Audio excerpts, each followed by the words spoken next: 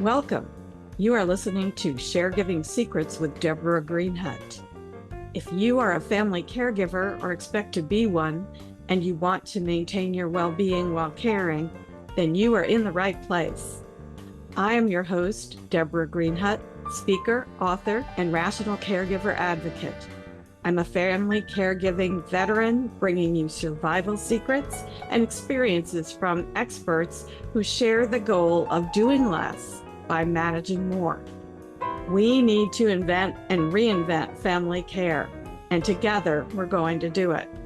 My big idea is rational caregiving, and my motto is, let your brain lead your heart. Please share yours in the comments.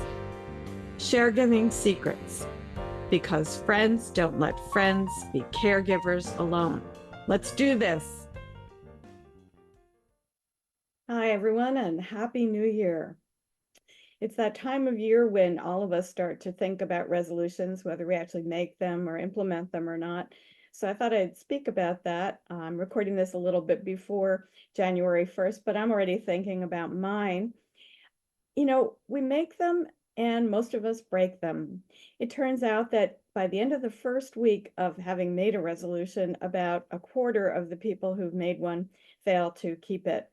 And following that, about 80% of the others don't make theirs either. So sometimes I wonder what purpose resolutions really serve. It makes us feel better in the moment, so I imagine that's a really good thing, and we all need to feel better sometimes. But the reason they fail is something not everybody knows.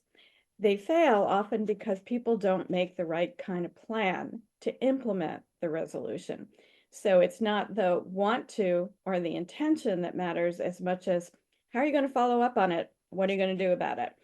And some people suggest SMART goals.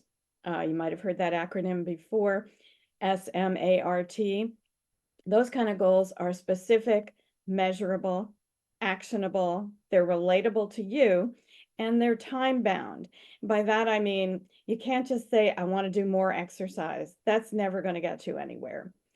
Likewise, you can't set that goal without having a time limit. That's what the T is for. So when am I going to do it? How often am I going to do it? Those are all part of measurable things that you need to be thinking about as well.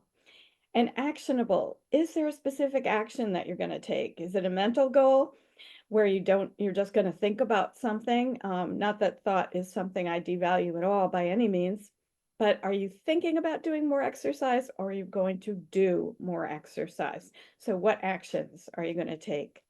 And the R is part of the goal formation that a lot of people often skip over. Is it relatable to you? Is it your mom's goal for you? Is it your doctor's goal for you, or someone else's goal that you should have? Or is it one that you actually want to set up and implement? It's really important that it's your goal, that it's relatable to your overall plan for yourself.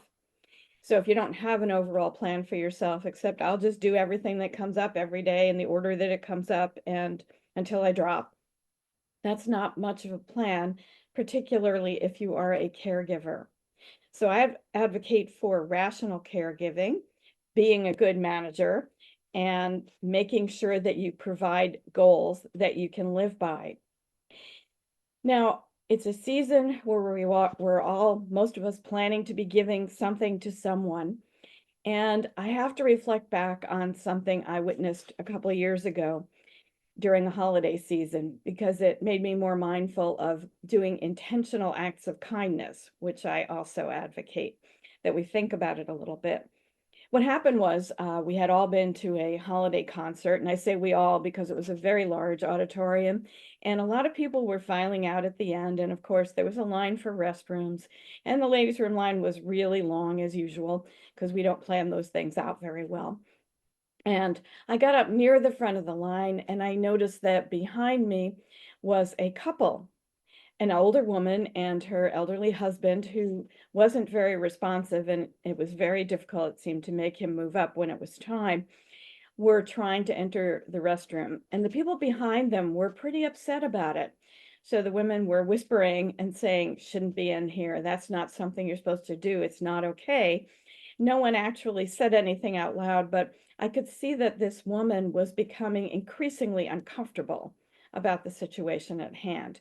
So when I got up to the front of the line, I motioned her to come forward. I said, "Come up here, go in front of me."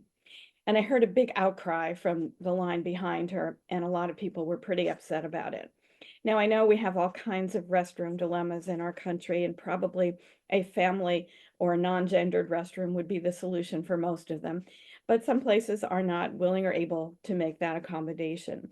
But I did it, and I let her go first with her husband. And she gave me a look of such thank you. And but that wasn't why I did it. I did it because it's the right thing to do. It's the human thing to do.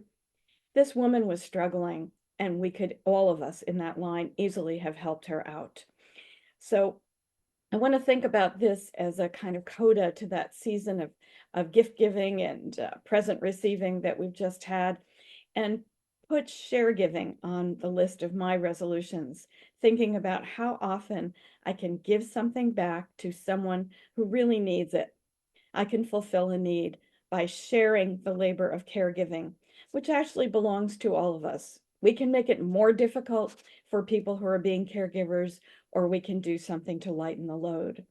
So I share that with you as my resolution, that I plan to do Sharegiving every day. I plan to look for an act of kindness that I can perform, and that's my resolution.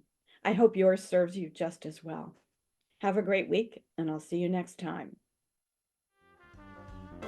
Thank you for joining me today on the Sharegiving Secret, How to Survive Family Caregiving. I love sharing these insights and stories to empower you on your caregiving journey. If today's conversation resonated with you, consider diving deeper by picking up a copy of my pamphlet, Non-Negotiables for Caregivers. It's filled with great strategies to help you think through how to maintain your well-being while caregiving. Nobody wants to become Carezilla, right? Visit sharegiving.net to get this resource that can help you navigate your caregiver path with grace and resilience. Let's continue to share our stories and support each other. Until next time, keep sharing, keep caring, and remember, you're not alone on this journey. Thank you.